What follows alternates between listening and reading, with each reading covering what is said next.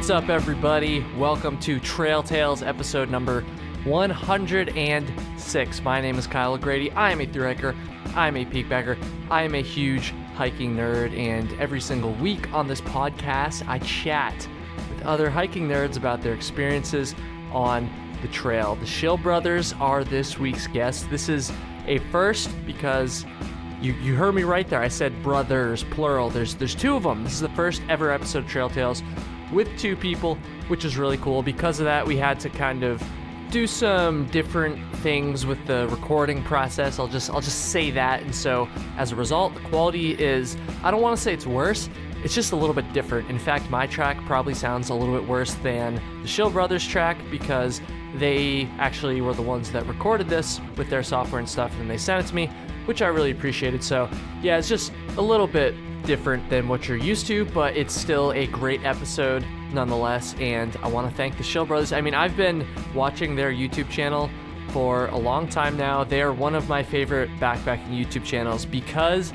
they don't really always take themselves super seriously, and as anybody who's seen my videos knows, I don't do that either, although I'm a lot more goofy than they are. But they're down to clown, as I say. They're usually down to clown, which I think is fun. I think a lot of people listening to this podcast are probably going to think that's fun too. So yeah, the Schill brothers are awesome. Enough yapping. Let's get into the episode number 106 with the Schill brothers.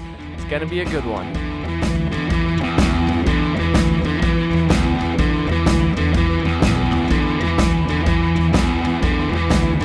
What's up, everybody? Episode number 106, I believe, of Trail Tales. The audio might sound a little bit different on this one because this is a very special episode. This is the very first episode ever of Trail Tales where we're recording 3 tracks. There's 2 guests on this episode, so we're using different software.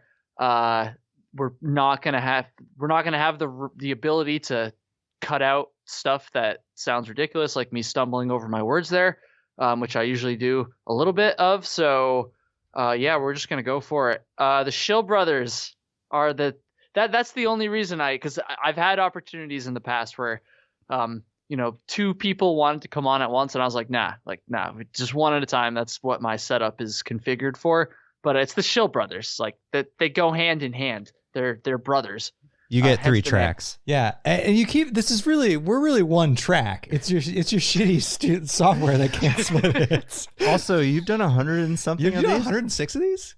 This is episode 106. Boys, you guys trust me. Like I've been doing Trail Tales for a year longer than I even have been doing YouTube. I knew this is like that. the OG like content thing for me. So that's yeah, impressive. 106.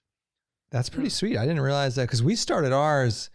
We did our first episode in 2018. Yeah. And then we kind of like piddled around, and we didn't really pick it up till like 2020. Yeah. So when did you start? I started it in November of 2018.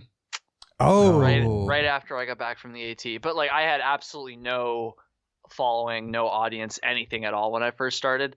I think my first month it maybe got like 300 or 400 like downloads total among all the episodes I'd put out and stuff. But that was like the start of it, basically. So, and then I kind of wanted to do YouTube after that, but it just took me a year to finally work up the courage to get on camera.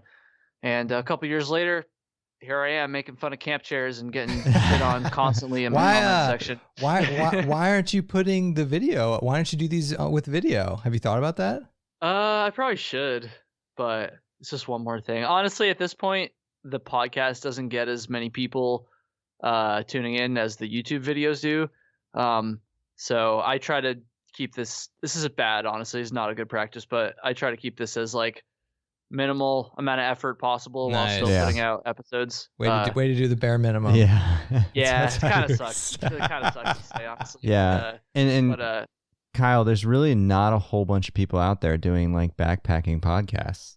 There wasn't as many when I first started. Yeah, you. Everybody copied. I mean, we always rip on people for copying us, but I wasn't even close to the first. But there's at least twice as many now as there was when I first started Trail Tales. Just for the record, everybody, just so we're clear. No, that's fair. We see people we see people like directly copying what we do, but in reality, I mean, we weren't the first. No. And if you look at our entire, it's just a talk show at the end of the day. Yeah. Kind of thing.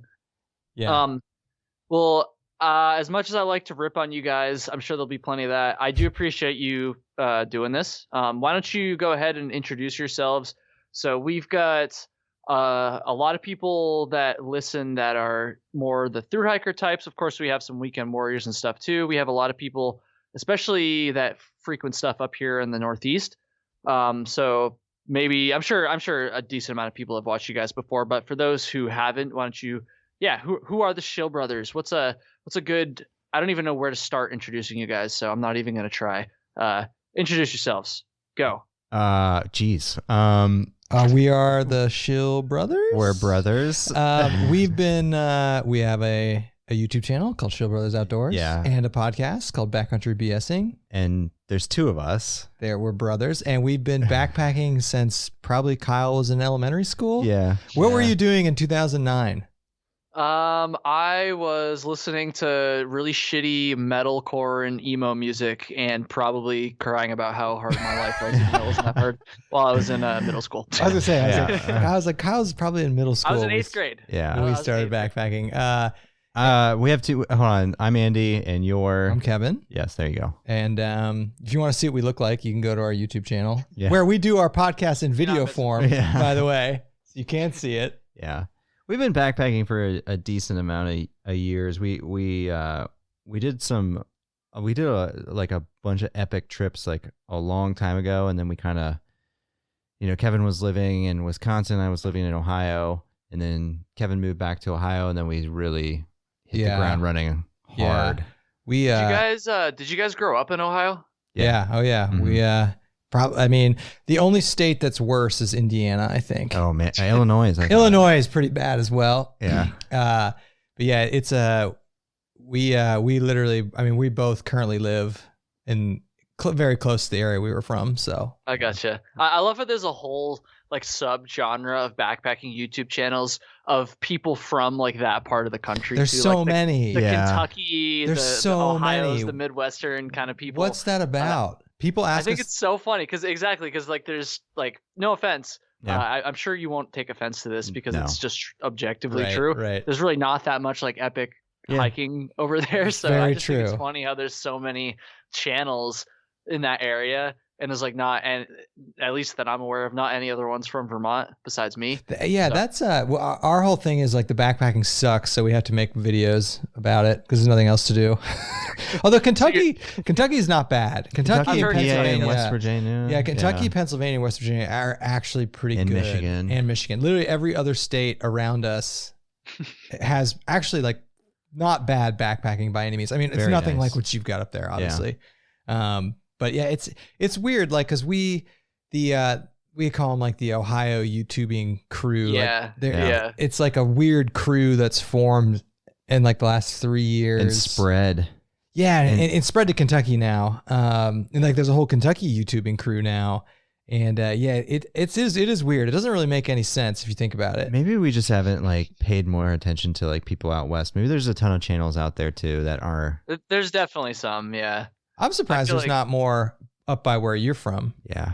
Yeah, I mean, it also makes sense. Like, I just made that comparison a second ago. Like, oh, why is there so many in Ohio and none in Vermont? But there's also like fucking no people here. So that's true. That's that's part of the reason why Ohio's obviously got a large population, or that area, that part of the country, even into Kentucky and stuff, like you guys said. But I don't know. There should be more here in Vermont. I think I feel like a lot of the people here aren't necessarily thru hikers. They're more just like they just like, rip it up on the stuff around here. There's a lot of peak baggers, more peak baggers than thru hikers, and then a lot of the people that thru hike like the long trail and stuff come from out of state. Not all of them, but a lot of them do anyway. So I don't know. The White Mountains has a lot of people that do that shit too. Well, can I ask you guys, like, I don't think I've ever actually heard this story. I haven't scrolled back enough far on your channel to know how did the channel start? Like, when did you guys start it? What's the story there? So this was March or February of 2017. Yeah. And So basically, we've been back. We started backpacking like 2009 and before, and then we kind of took a hiatus because I moved away. Andy actually did a ton of backpacking between like 2010, 2015, and then I moved back in like 2013. Anyway, 2016, 2017, we started really backpacking more. And of course, at that point, YouTube was a thing. Andy had been into YouTube for a while, like watching YouTube, and I had not been into it at all. But we started, obviously, we were looking to go to more places in Ohio and Pennsylvania. And so we started watching YouTube videos of like places to go, like that kind of stuff. Gear, what to buy, that type of stuff. And we went to the REI garage sale one day, and I was like, well, I'm buying a GoPro. We're doing it. And we're just like, we'll just do it. We'll see what happins. And that was 4 years ago. So 4 years, damn. 4 years, man. I know. And at that point, so when we started YouTubing, like the big YouTubers were still the same YouTubers that are now, like Syntax and Shug were the big ones. Yeah. And Frozen with Outdoor Adventures, he was kind of our go-to because he lived in Pennsylvania. He lived close. Yes. He went to a lot of the spots we went to. But other than that, Adventure Archives. Yeah, we say, and then it just kind of exploded. Then it exploded. And then like around the same time we made a channel, a bunch of people started making channels. And then like now, like 2 years ago, kind of like you started your channel in 2018, so like a year or two after. 2019. So, Trail Tales was 2018. So a bunch of people started like when you started, like a whole is the new wave. So we're like in the old wave now. Okay. You guys are like, you guys are more legit. Right. Back in our day now. No, but it's harder to do it now, and you've at least done a good job of separating yourself from the other channels that were founded around the same time. There's just more channels now. It's harder now. Yeah. It's a diluted market. That's interesting to hear you say that, honestly, because like I haven't really thought about that too much, because obviously like all I know is my experience thus far. So I haven't really ever thought like, oh, if I had started doing this a few years ago, it might have been easier or harder, just how it might be different. That's kind of interesting, honestly. It's harder now. But I think the popularity has grown, so there's more people watching videos. Yeah. So it's like it's always interesting to like think about YouTube in that way, because it's like on one hand, I was thinking about this the other day. This is like a shower thought coming out right now, but it's like some people view YouTube as a competition, and then some people say like, oh no, it's not a competition. And it's like, I feel like it's kind of a little bit of both. It's not like a zero sum kind of thing. It's not like they're only going to watch Kyle Hates Hiking or they're only going to watch the Schill Brothers. Like they can watch both. But at the same time, you're also competing for people's attention just in the moment. So I feel like second to second, video to video, it's a competition, but in the grand scheme of things, it's not really a competition. I don't know. It's kind of weird. It's YouTube's a weird thing. Yeah, it's we don't really view it as like Andy and I, like, this is never going to be our job, like, ever. And like, not with that attitude. No, maybe if it was just one of you. Right. Maybe if it was just one of us. Right. But I feel, I'm sure Andy feels the same way. Like if you want to make this, if you want to do this for the long term, like you gotta like not like you can't get pissed when other people make videos that do better than yours. Right. I don't know that just, I don't know. Some people, I'm sure that happens to some people. Yeah. And, we have jobs and families and mortgages. And so this is just a hobby. And it's a perfect hobby. It is. And it's honestly, it's grown. It's a big hobby. Yeah. If you look at like the amount of money we've invested and time, right. It's it's a solid hobby, but it's a fun hobby, man. It's a good, and I know you, because you have a background in graphic design too. You're a creative type. Andy and I aren't like super creative, but it's a good creative pursuit. Oh, and, absolutely. It's a good, now I want to ask you, because you've got a Patreon, and like, are you trying to do this shit for real? Not really. Is that a goal? I probably would, but like your 10-year plan, is your 10-year plan to be in a cubicle? Probably not. Because you're young. I don't know. It's like I'm not making anywhere close to the amount that I would need to even consider, especially if I like didn't go to college, or I just didn't have as high of I see it now, I just sound like a douchebag, but like software developers, okay, we get compensated fairly well, so it's a good career to be in. It's tough for me to like give that up to be like making stupid like videos about camp chairs and shit. And do you like, do you think, I've always thought too, first off, you are in a very good, you're in a very good field, so stay in that field. But second, like, do you think you would enjoy doing it if you did it for 40 hours a week? I don't know if I would. Yeah, would you feel pressured to go on trips? I think I would, I'll be honest. Yeah. Yeah, but there would be way more pressure. I already feel like there's a lot of pressure. Yeah, but honestly. You don't have like, and then like throw a marriage maybe, or a mortgage, or maybe a child, like, you know, then you have to produce content, and you not do you. I mean, you don't. It's not producing content. You have to produce content that people watch. Otherwise, your family starves and dies. Yeah, well, that's what I'm saying. That's why I like, you know, when you asked me the original question there, I was like, you know, the stakes are pretty low right now. Yeah. But, I definitely don't see it as like a career. But it would be kind of cool to just be able to do it for like a little bit, you know, or at the very least, and this is, I think, the most realistic thing. At the very least, it would be cool to just be able to go for another long through hike and have the channel to kind of like support that. Oh, you've got to be already at that point. Yeah. I probably am. Yeah. I probably am. And which I'm very, very thankful for. Think how much your channel would grow too. Like doing the PCT and vlogging it and that kind of stuff. I mean, in addition, I think about it all the time. Yeah, yeah. I mean, I know, and we can talk about that. I know that's in your. I know not this year, obviously, but I know that's in your game plan. And I think like Andy and I, like for us, like it would be more realistic because like I always think about like think about the concept of deep time. Like you have no idea what the YouTube landscape is going to be like 10 years from now. I mean, it's going to be huge. I remember we talked about this on when you guys had me on BSing. Yeah, and we're gonna have you back on, by the way. Yeah, we already got you scheduled in because we got to do this shit live. But like, yeah, I mean, like if YouTube continues to grow at its current rate, and who knows if it will, it probably will grow exponentially. I mean, 10 years from now, I mean, we've been doing this for 4 years, and that already feels like a lifetime. Yeah. And tack on 6 more. Like what I'm getting at is like in 15 years, this could easily be a part-time job for you and me. Yeah. You know, like a good part-time gig. I'm going to make my way for it. I feel like I'm probably going to get kicked off YouTube before that happens. Well, there's a huge, there's a lot of risk too in that YouTube can just straight up decide to demonetize you, and then your family starves. And then B, right now, which this will not be the case in 10 years. Right now, YouTube effectively has no competition. Right. And I don't know why. I mean, I know Amazon bought Twitch. I don't know why Amazon's not competing because there's a lot of money to be made from just like YouTube itself makes so much money. They're trying. But I think in 10 to 15 years, there's going to be another platform, and that will ultimately be good for people like us. It'll be good for creators. Yeah. But I think like YouTube just has free reign of the market right now, and that it's good, but I don't think like, do you think that'll be the case in 15 years? I don't necessarily think so. No. I don't know. I haven't even been an adult for 15 years yet. So how old are you? Will you say your age? 25. Okay. So you're not like super young. No. You're just oh shit. Oh, thanks. Yeah. You're kind of like fresh out of college. I mean, you're only 9 years younger than me. Only. Okay. Yeah. Okay. That's true. So you've got some mileage under your belt. But yeah, so think when you're my age, 9 years from now, think where your YouTube channel will be at. I mean, it's going to be, probably 10 times bigger than it is now. So I mean, you keep doing it, and who knows? Hopefully. If I keep making videos like the camp chair one.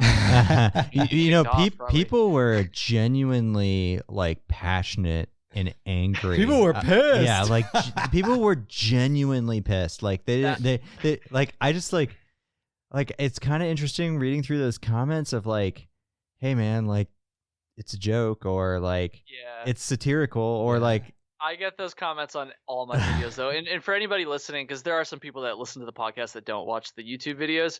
I made a video, it was probably like 3 weeks ago now. Yeah. Where I was basically just making fun of camp chairs, and like it was obviously a joke. Right. It was a little edgy, like all my other videos. There's some swearing, some stuff, but I brought on the Schill brothers. Like we did a little Skype call, and we basically just like made fun of each other for a few minutes.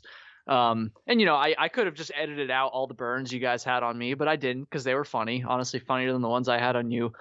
So like it was somewhat well balanced, but it was obviously a joke.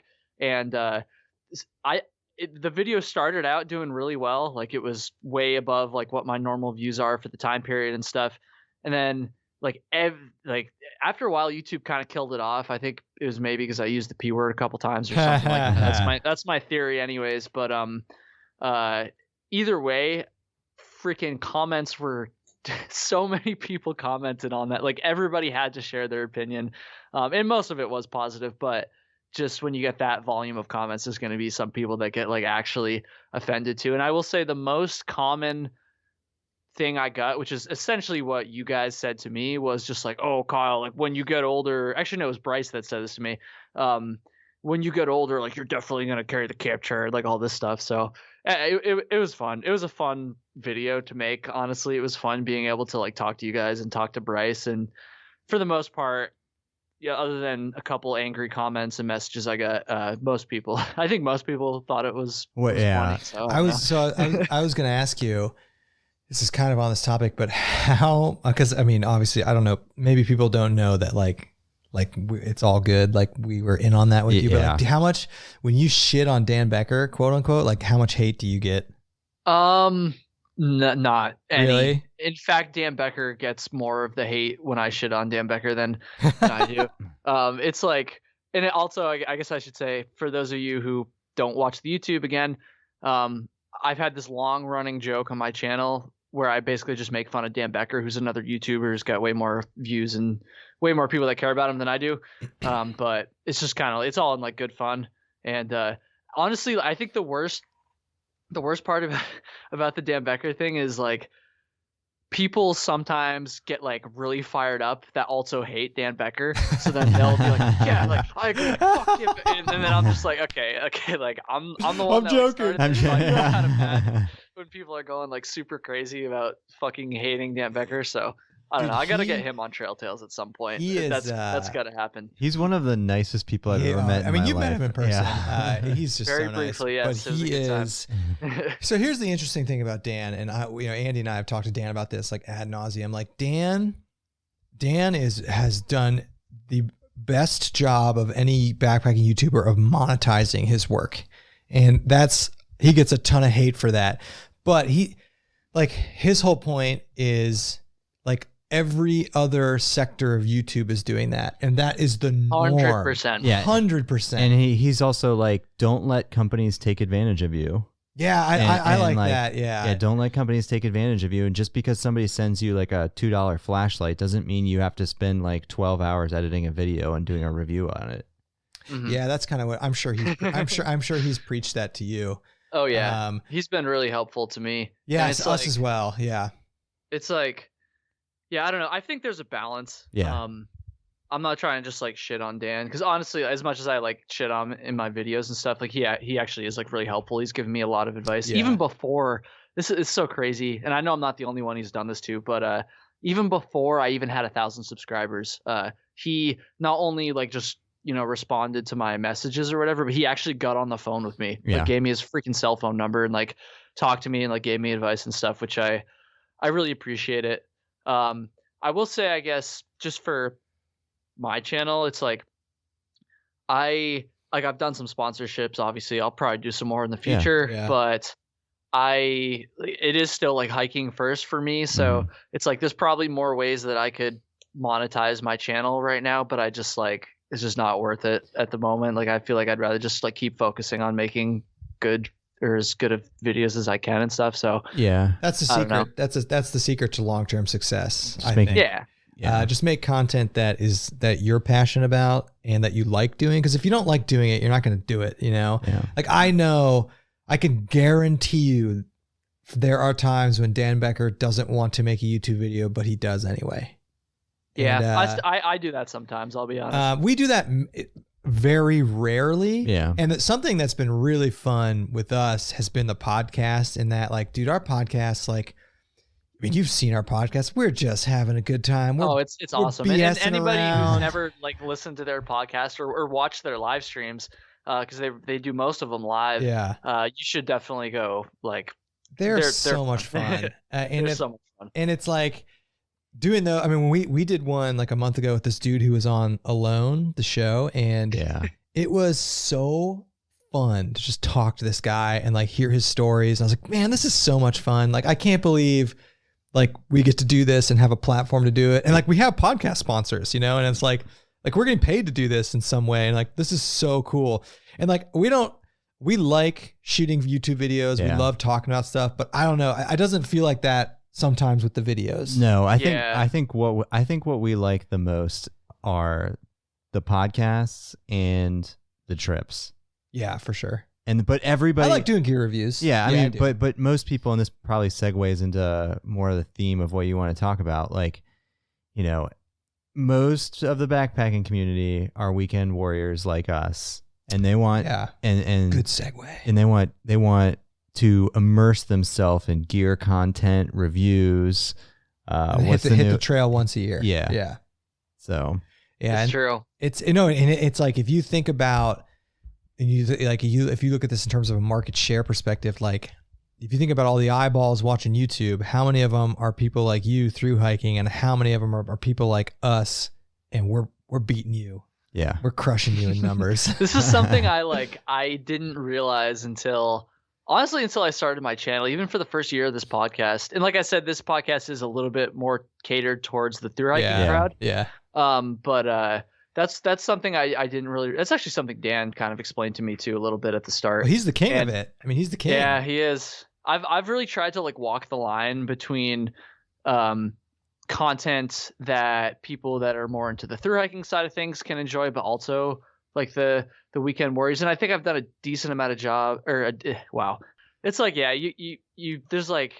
It's crazy. Like there's the niche of backpacking overall, and then there's the sub niches of through hiking and weekend warriors and gear and all this stuff. Yeah. And honestly, one thing I wanted to say, kind of going back to what we were talking about just a second ago, in terms of like forcing yourself to do a video maybe when you like don't actually want to. It's like I've found that I really have to like walk the line between being motivated enough to like keep my channel and the podcast for that matter going, but also not like burning myself out either. Cause we've all seen like the cringy video where some YouTuber, usually not hiking YouTubers, but like other actual YouTubers go on and they're like, hey guys, like I'm just really feeling burnt out. And they just do this like excuse video. And like, I'm like, I don't ever want to do that. But I also want to be able to consistently put out videos too. So it's like, it really is. And honestly, I'm curious to hear you guys and anybody who has a YouTube channel's thoughts on this. Cause it's like, it really is a fine line between pushing yourself enough that you can continue to make content consistently and continue to like grow your audience and reach people, but also not pushing yourself so much that it becomes a burden and that and then you just end up not wanting to do it. You know, it's tough. I think you got to diversify. You got to find different types of things related to what you're into to get interested in, like like you know, the podcasts, the interviews, the live streams, the gear or even reviews. just down to the subject of the content you're making. And don't you think, now this goes back to what we talked earlier, like if you're thinking now like you get burned out sometimes, imagine if this was your full-time job.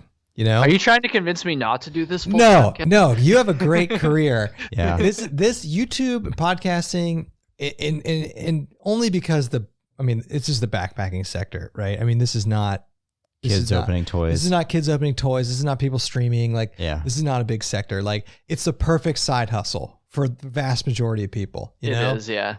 Dan has now the counterpoint to that is Dan's made it work. Dan's making it work. He's taking care of a family of 5, so it's definitely possible to do. He has 3 kids? Yeah, he's got 3 kids. Yeah. You didn't know that? Oh, man. Yeah. I knew he had kids. I didn't know he had 3 kids. And they're young. I mean, they're like, not young, but they're like, you know, they're like 8, 10, and 11. I mean, they're like, damn. Yeah, dude. He's got a family. Like he has to make content. Yeah.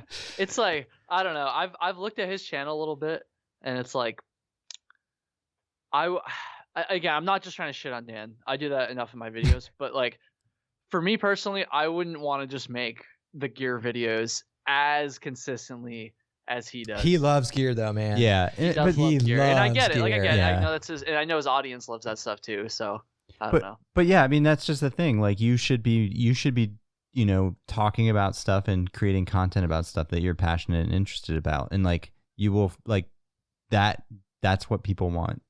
I mean, like, And that's why people are so passionate about chairs, because you offended 90% of the backpacking community that carries a chair.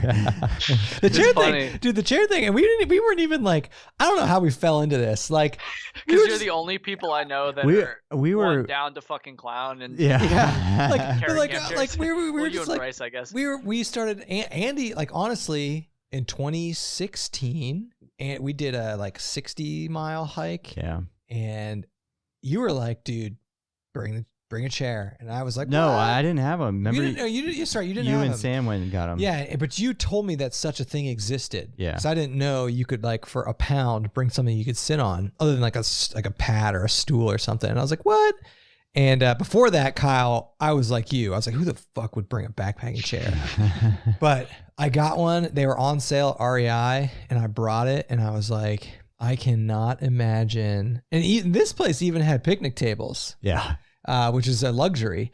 But I was like, now I just can't. Now, having said that, there has been at least one trip where I haven't taken a chair. But yeah, it was kind of random. We just fell into it. And then all of a sudden, like, the fact that we brought chairs was like a thing. And then it exploded. And then it was like, Bryce got one and everyone started getting chairs. Helinox needs to give us some. Well, then Helinox came out with the Chair Zero. And then REI came out with these new chairs, and I'm like, what is going on? Like, we didn't mean to, like, bear the cross. It's just I feel like it's just a different style of hiking. And this was something that, like, a lot of people were commenting on the video, and, like, I wanted to be like, I know already, like, I already know this is true, like, but like, I made the video or whatever, so, whatever, people can share their thoughts and stuff, but it's like, it's just different styles of hiking, right? Like, when you're on the AT, you're trying to do like 20 miles plus per day on average anyways. And so, like, at least I was, and a lot of people are. So it's like, you're not really spending much time. And I love how Andy, you made the joke about this in the video, which is really funny, but like, you're really not spending very much time in camp. You're pretty much just hiking all day, and then you're making dinner and going to bed. Yeah. So it's like, there's really no, when you're hiking that many miles, it's really not worth the weight to carry the chair. No, on the flip side, when you're, if you're just going out for a weekend or even a longer hike where you're just not hiking as aggressively and you just want to camp more, as much as it pains me to say this, it's like, yeah, like I personally, I still don't think I would. Maybe I would. I probably. I like it. Yeah. Even his words. But like, I get it. Like, I mean, we obviously, like, and Kyle, we routinely do like 15-mile days and still log plenty hours in the chair.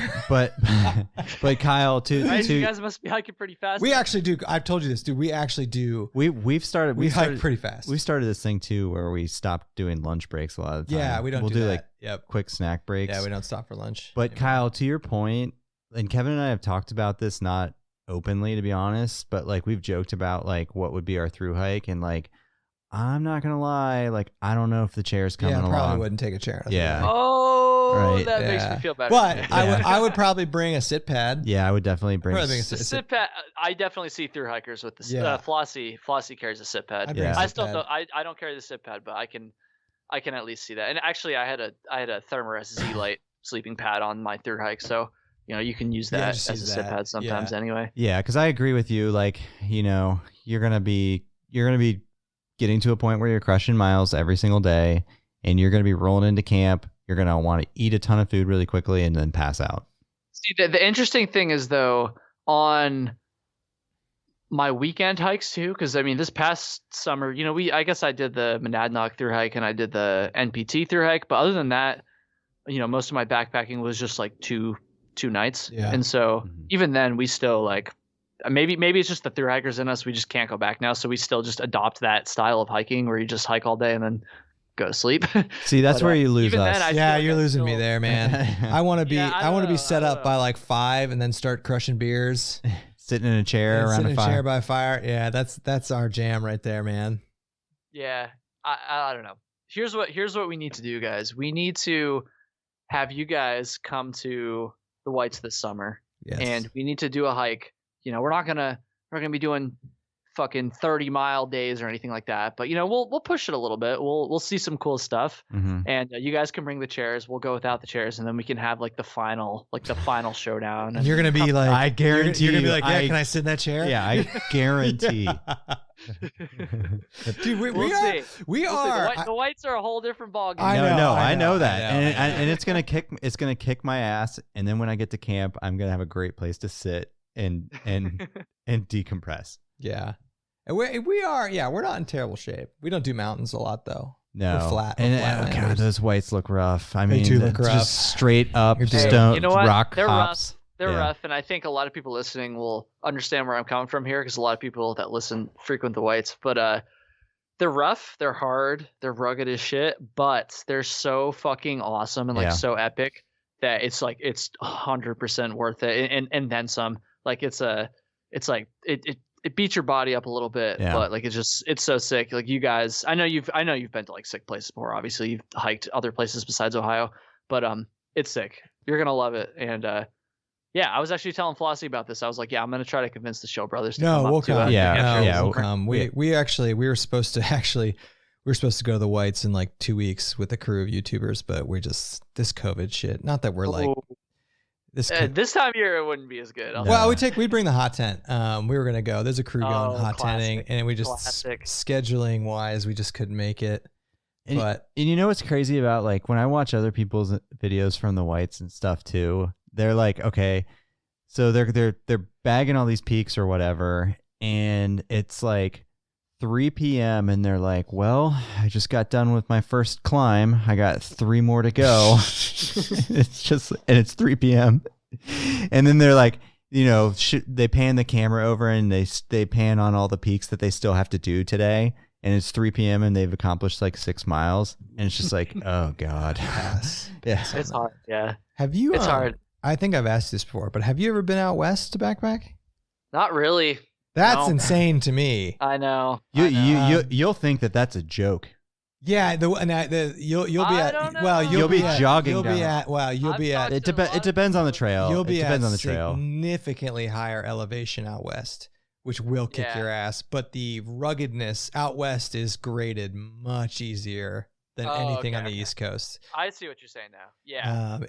It's not steep. I mean, you do the same amount of climbing, right? But it's not steep. But then again, you're above 8,000 feet at least. But I mean, in terms of beauty and like how spectacular it is, it's incredible. And I'm talking like, I mean, there's Colorado, there's California. And I should say it's certain trails. I mean, there are definitely some rugged ass trails. There are, but most trails out there are graded for pack animals. Yeah. So they're just not like, I mean, even honestly, the trails in Ohio, like there are days we were on the Colorado Trail for 20 miles and we did more elevation hiking in Ohio. So it's like, I don't know. It's just interesting. Oh, for sure, man. Yeah, for sure. It's just you have the variable that you're going to be at. You're being sustained at 10,000 feet or above. Right. And that's one thing that kind of gets me, because I never backpacked out west, but Trail Tales listeners are probably sick of hearing me say this because I've said this multiple times. But I did go out to Glacier National Park one time in 2017. Didn't backpack. Okay. Just day hiked and car camped. But there was one day where we did like a 17-mile hike up Swift Current Mountain. I remember the fucking name. And I don't know if it was the sun. I don't know if it was the elevation or a combination of both. But it was awful. Like the way down, I felt like shit. Wow. I could come rip like a 17-mile day here. Not easily, but I could do it. Mm-hmm. I felt way more tired than I would have. So I don't know, something about that definitely. I think it was the sun more than anything, because this is how stupid I was. I mean, I was not that much younger than I am now, but that was a few years ago. I didn't bring any sunblock.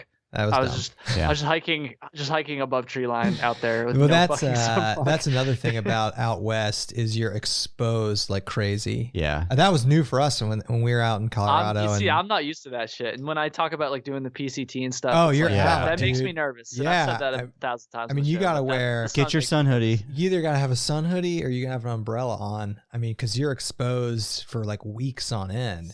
Well, you're exposed 700 miles of the desert, right. And then you're exposed all through the Sierra too. And as you say, the sun will just beat you the fuck down. Yeah, man, I'm not used to that. We don't get any sun here in Vermont. That's like Ohio. Ohio is too. Like it's green tunnel here. Yeah. There's nothing. At least we have views though. You do have views. Yes. Shots fired. No, dude. Yeah, trust me. yeah. We are the kings of ripping on Ohio backpacking, man. I know. I've never heard anybody actually defend like, no, Ohio's fucking Well, like nobody ever does that shit. Yeah, I mean, there are some cool spots in Ohio, but it's just like, a few hours more drive. Yeah, so you can drive another hour or two and get to something that's actually kind of cool. Yeah. So we normally do that now. I don't know, man. I've heard the Buckeye Trail is great. I've heard you guys make jokes about the Buckeye. We rip on it constantly. I can't wait for the Buckeye Trail Association to like reach out to us and be like, not cool, guys. Come on, guys. Not cool. Yeah. Got one big trail in this state. Yeah. Like, dude, I don't want to hike through Ohio. Get out of here. So one thing, when I was trying to think about things that we could talk about, which in hindsight I did not need to do. You did not need to do that, dude. We can ramble. Like, you guys have a podcast. You guys have a show. Like there's no pressure to come up with shit to talk about. No. But one thing I did think about was and something I had actually forgotten about for a long time was our first ever interaction. You guys remember when I fucking called you? Yeah. Yes. Yes. I was okay. So it's kind of embarrassing, but it's kind of funny too. I had just gotten back from the bars in downtown Burlington back when our government actually let bars. Oh, the good old days when you could drink and yeah. Exactly, yeah. And like I was like, I mean, it wasn't that late, but I was feeling some type of way, and I just remember we had never talked before. I think my channel still had like under 1,000 subscribers. And like I just saw that you guys were still going. It was like the end of your live stream, and you had the call-in thing. Oh like, wait, this is the epic. Yeah, that's right. You called in. Yeah, I remember this. Yeah. Call, and I was like normally I wouldn't do this, like I swear, but I was like fuck it, like I just fucking called you guys, and I honestly don't even remember what we talked about. I just remember I swore a lot, and then I felt bad about it afterwards. But then you guys didn't really care. That was. Dude, we've actually been in talks to do another one of these for a while. Have I ever talked to you about the like that night? So I got a Google Voice number. So we're going to do a live BSing with Bryce, and we're just going to have a call-in line. Like, who knows what's going to happen? Oh, Bryce was there for that too, wasn't he? Yeah. And we had a dude moderating it, the phone lines and the chat, and dude, we opened that, and this was a year and a half ago. So we're much bigger now and our live streams are much bigger now than they were then. Oh, it's like a year ago. It was a year from last fall. Was it? Yeah, I think November. It was in November, or December or something. Like my channel was like still like very much in its infancy back then. So I got a number. Obviously, I didn't use my real cell phone number. I got a Google Voice number, and dude, we probably had 200 to 300 missed calls. And we had people. I'd say at least 5 of them were from. We had people trolling us live. Yeah. And Andy, we got so intoxicated. That was. I mean, we went for 5 hours, and I was dude, so it drunk. was so much. Andy was so drunk. I was so drunk. It was bad. It was real bad. I remember that shit. I was in good company then. Yeah. And so we're gonna do another one of those. We've been talking about doing one for a while. Make it a charity thing, maybe. Yeah, we were joking too about having like an alcohol referee here. Yeah, but I was thinking what we're gonna do is, as part of the charity, is you can donate X amounts of money and make us do drinking things. No, like shotgun a natty light. Be careful with that. Like, I know. We'll have to put hard limits in. No, I'm not doing that. Money on our super chats and like our live stream stuff. Yeah, that's a fine line, because some guys just hammer it. Yeah, just give you like a $50 super chat. Guys, like, take like 5 shots right now, and then you're gonna be kind of screwed, because like $50, like you're gonna look like kind of a jerk if you don't do it. No, I'm not doing that. You really want to hammer 5 shots? No. On the internet? No. And even without the drinking incentives, it was still like ridiculous. And I mean, 5 hours. It was fun though, man. Yeah, and we it was honestly, a lot of fun. We probably had, I don't know, 20 conversations with people over the course of 5 hours. And it was really fun. I mean, once we weeded out the people trolling us and like we got it down. And then everybody in the chat's like popping bottles too. Yeah, it was super fun, man. Yeah. And we'll do another one. We've been trying to get one scheduled with Bryce. Yeah. I know, right? I didn't think it would go for 5 hours. I mean, that's ridiculous. Yeah, that was too much. But it was awesome. It was fun though, man. It's I know you started doing the live streams. Do you have a good time with those? Plus, I have done. I think we did like the last 4 weeks. You just did one, right? Yeah. I saw that. They're fun. Really fun. Yeah, they're super fun. They're super fun, and it's like Flossie really likes them too, and so that makes it fun for me. And like, yeah, they're fun. I guess I don't think I've ever mentioned that on the podcast before, but for everybody listening, if you're not on the YouTube channel, lately Flossie and Flossie's obviously been a guest on a lot of episodes in the past. Trail Tales, we've been doing these live streams, and the response has been like way sicker than I thought it would be. Like our last one, dude, people were tossing us super chats like left and right. Like when I first started it, we don't have those enabled. No, you should. I know, you absolutely should. I know. Like the first live stream that we did, I didn't have them enabled either, and like people were messaging me like, "Oh, like where are the super chats?" And I was like, I don't know. Like I didn't really think anybody would want to do super chats, but it turns out people do. And we had one guy give us like $100 super chat. Like, wow. Like, so it's not, we're not like raking it in, but we made honestly, I'll say I made more money from the last few live streams than I did from the AdSense on like most of the videos after like a couple weeks, which is but see what we're probably gonna do is YouTube will allow you to pick a charity and all the super chats go to that charity. Yeah, we'll just make you look like a huge asshole. Yeah. Well, I'm just teasing, dude. I can always just point to Dan Becker and see like, just be like, look how much he's raking it in. So yeah, don't talk to me. I'm not That's true. That's true. Yeah. People need to get over that. They need to understand the amount of time and effort it takes to do all this stuff. A lot. And like get like. I always say no one's forcing you to watch Dan's channel. Yeah. No one's forcing you. I mean, people watch him. That's why he gets sponsorships. That's why he makes a lot of money. I mean, people are watching him. No one's forcing people to watch him. Yeah. Yeah, it's people I don't know. People just get pissed. It's weird. I mean, it's not weird, but it's a little weird because it's just specific to backpacking YouTube. It is, yeah. Which is the weirdest thing to me because if you watch literally anything else on YouTube, it's normal. It's normal to take a sponsorship, and it's normal to do it. So I feel like people are starting to come around though. I remember when I did my first sponsored video. Actually, when I did the first one with Backcountry, I've done 2 with them. And the first one, I was really nervous about the response. Yeah. I thought people were going to tear me a new one. And I got a few people that were like, oh, the fucking lawsuit or whatever that shit was. But for the most part, people were super, like they responded way better than I thought they would. Yeah. Well, which was honestly a big relief to me because I was like, I don't know. I feel kind of bad doing this. Well, like, and part of that is, Dan has like broken the ice. I mean, part of that is it's not weird to see backpacking YouTubers do sponsored videos now because of him. Well, and it's also like, we have a sweet mixer. We have really nice microphones. You've upgraded the cameras. Yeah, right. People can like, see the return on investment. For sure. Quality has gone up, and so that's true. Yeah, we dump all our money. I mean, we don't. We all our money and then some goes into the equipment we buy. For sure. But I don't know. Yeah, it's just I don't know. You just walk a fine line of sell out a little bit, but just make sure it doesn't like. Compromise the integrity of what you want to be on YouTube. Right. Yeah. I think there's a good way to do it. And that being said, it's not like I've taken like that many sponsorships. For every one I've done, I've gotten like fucking 20 emails. Yeah, for sure. Yeah. Right. Where I turned down. So right. I mean, you guys, we've talked about this before. You know how it is. And also, that was I got to bring up that screenshot I sent you guys the other day. So I think this has been talked about. Maybe it's been talked about in other episodes. We don't talk about the YouTube stuff as much normally on these episodes, but for everybody listening, if you have a even moderately successful YouTube channel, I'm talking like more than like 1,000 subscribers, companies, particularly Amazon vendors, will email you just constantly asking you to like review their products and like, oh, we'll send you a free like fucking light up flashlight or whatever.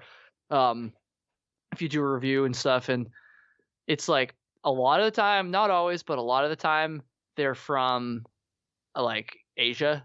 And you can just say they're Chinese companies, Kyle. They're usually from everybody China. knows. They're from China. When you said Amazon vendors sending you shitty products.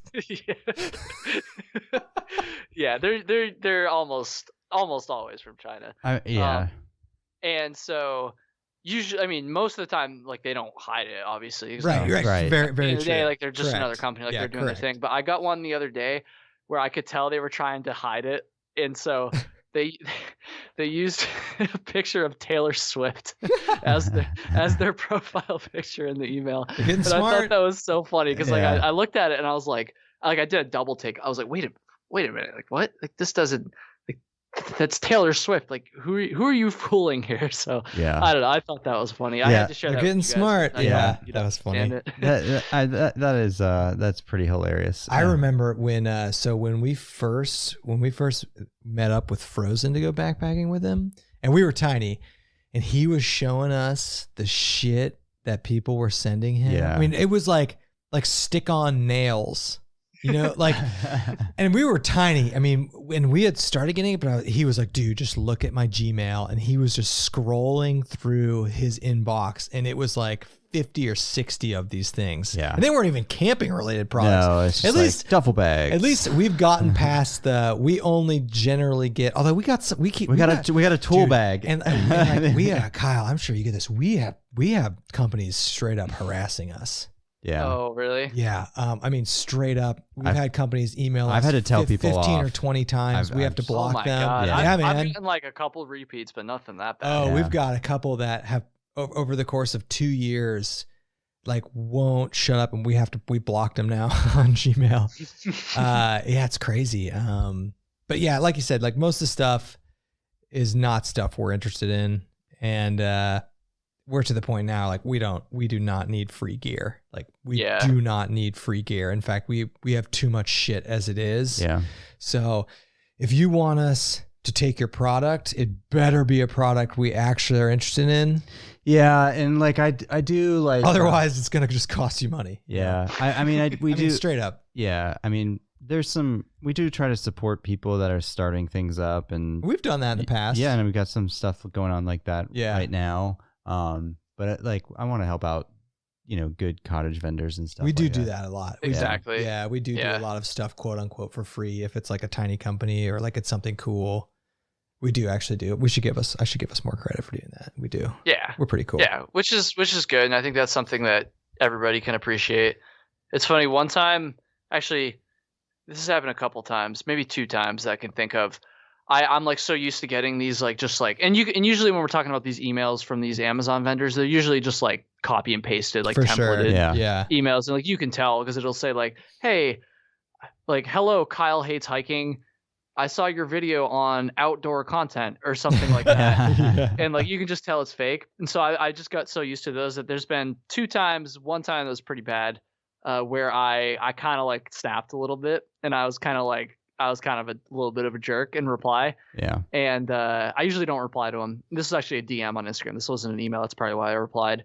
And the person like replied after that, like as an actual person, and then was kind of like, yo, like chill. Like, I felt after that. I was like, oh shit. All right. So ever since then, that's pretty funny. I apologize.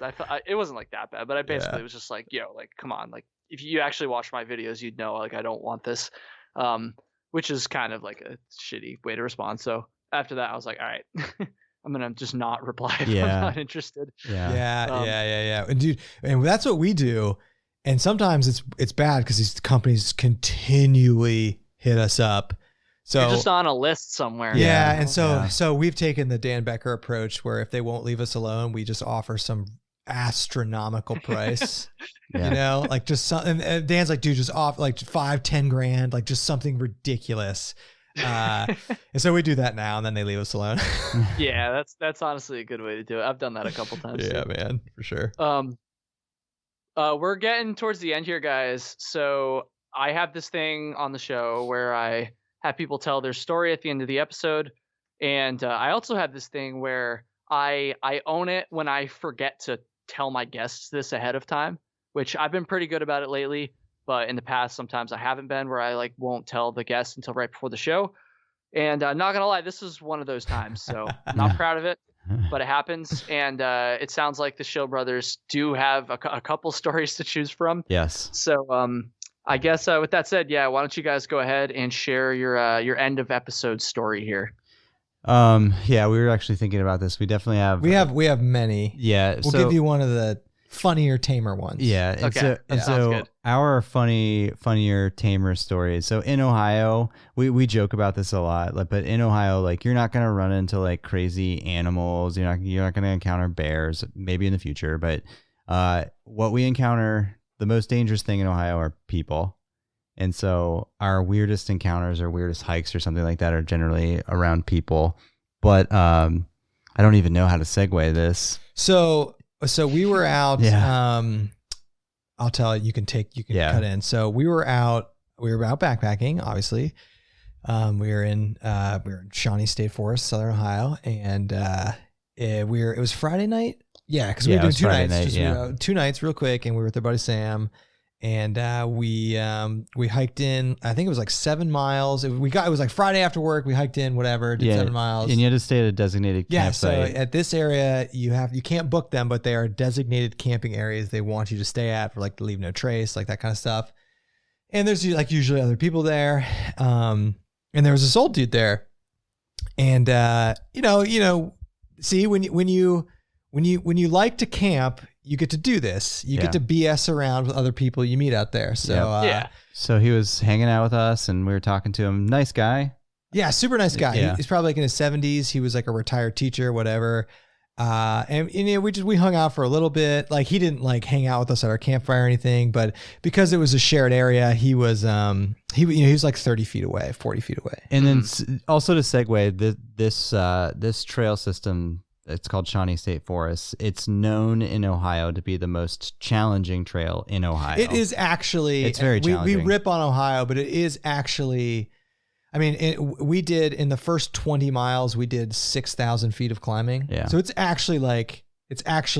Yeah. It's somewhat legit, and it's in a more rugged area. It's obvious. There's no cell phone service, obviously. Yeah. So. It's like, so, all right, whatever. We're just hanging out with this dude, goes to bed, whatever. And he's like, yeah, I'm out here. He's like, I just got into backpacking, whatever. I'm out here. My wife was like, cool, go for the weekend, whatever. Mm-hmm. And he's like, yeah, whatever. All right, bye. See ya. Go to bed. And so and this is the first time we've encountered this. Well, he said too. So he explained that the reason he was staying at the campsite that we were at, because it was only 7 miles from the car. And he had originally, he was doing, because it's a giant loop. So he was going to do, he was ending his loop on Friday, but it was such a challenging hike that the farthest he could make it on his supposed last day. This is a crucial point to start. Yeah, was 7 miles from the parking lot, and which is the campsite. So he was supposed to be out that night, but he couldn't make it. And we rolled in kind of in dusk, and he rolled in kind of at dusk too. And he actually asked us, he's like, do you guys have cell phone service? Yeah, we're like, nope. We're like, no. He's like, oh, well, I told my wife that I would be home tonight. About that. He's like, I was trying to make it out tonight. Oh, no. Yeah, he's like, I was trying to make it out tonight, but I can't physically do it. And so it's 11:30. I forgot. That's a crucial point to the story. Yeah. He was supposed to hike out, but he didn't. So at like 11:30, we've had people, so just like flashlights, dudes. And you just see all these people come into camp at like 11:30, shining flashes everywhere. And we're asleep, dude. And you hear him. This is somebody. He's like, he is screaming at these people. He's like, state your business. Like, what the hell are you doing? Yeah. Like, what the hell is this? Like, state who you are. What are you doing here? And I forget what they said to him. No. So you wake up and you hear people screaming, and you see a bunch of headlamps, like a bunch of them, and they're yelling a name. And were they? I don't remember. Yeah, they were yelling a name, and it was this dude's name. And he's in his tent, and he wakes up. And he's all freaked out, and he's yelling back what at the them. hell are you doing here? Yeah, and he's like, state your business. I just remember, because like Andy and I are like in like a sleep haze. We had just gone to bed at like probably 10:30 or 11. And this was like 11:45. And I'm like, I just hear this old dude in his tent screaming, state your business. Yeah. I'm like, what? First off, I guess it makes sense to scream it anyway. What you can imagine happened. His wife called search and rescue because she thought her husband died. Yeah. So search and rescue is scouring the entire state forest and looking for this dude. No, but it gets even better. So finally, after a few minutes of screaming, he's like screaming at these are volunteers search and rescue dudes. Yeah. Finally, after like a long story short, the best part of the story is the end though, is they're like, yeah, your wife called and was looking for you. And they're like, yeah, we're here to like, it's time to go. And he's like, I'm not leaving. He's like, tell her I'm fine. Yeah, he's like, tell her I'm fine. I'll hike out in the morning. And they're like, no, we need you to come with us. They're like, no, this is search and rescue, dude. We need you to come with us right now. And he's like, no. So that's a tamer story. I don't know. We have other ones. It was funny, but he packed up and left before we got up. Yeah, we didn't see him. I just felt bad for the search and rescue dudes. Yeah. Like they're caught in some marital thing. Yeah. And then it's volunteer search and rescue in Ohio, and it was like midnight on a Friday. These dudes have nothing better to do than some poor wife thinks her husband's dead, and it's like they had to hike 7 miles. I don't think they could have ATV'd in the middle of the fucking of the night. Yeah. And it was just November. To get told to fuck off. Yeah, literally just to get told by some old guy to like, yeah, go, bye-bye. Like, tell my wife I'm fine. Like, dude, we're not messengers for your wife. Yeah. I hate to laugh at something like that, but it's pretty. Well, no, it was funny. The next day we were dying. Yeah. But yeah, that was. I mean, all of our good stories revolve around other people. They're not animal related. Yeah. I can imagine. So yeah, that's one of them. That's awesome. Yeah, that's awesome, guys. I think we're gonna kind of wrap it up here. Okay. Thank you guys for doing this. You're welcome. Thanks for having us, man. Yeah, we'll have you back on a couple weeks. Yeah. Yes, of course.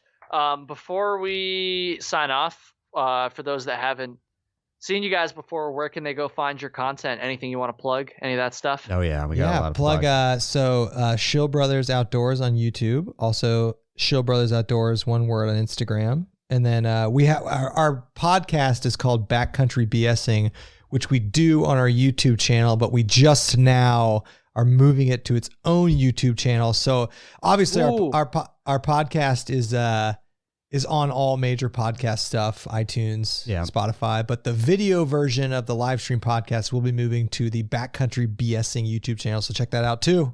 Yep. 3 plugs. Hell yeah. Yeah, there you go. Yeah. And everybody should go check it out for sure, because I love their live streams. I love the podcast, and I was a guest on it too. So. Yeah. And you'll be back. Yeah, you'll be back. Thanks for having us, man. Thanks. Yeah, we don't get invited on many. I know we don't, but it's always really weird for us to be on other podcasts. But it always feels like it's very comfortable, Like oh yeah, you guys are good at it. In fact, Kevin, I almost sense that you were taking over as the host. Sometimes it's hard. We've done that on podcasts before. We've done that before where like we start asking you questions and we're like, oh shit. No, wait, this is not our podcast. It was all good though. It was all good. I think it was a good episode. Yeah. I really have to pee. So we're all right, man. Yeah. Thanks guys. Yeah, thanks, Kyle. Yeah. Have a good one, everybody. Bye.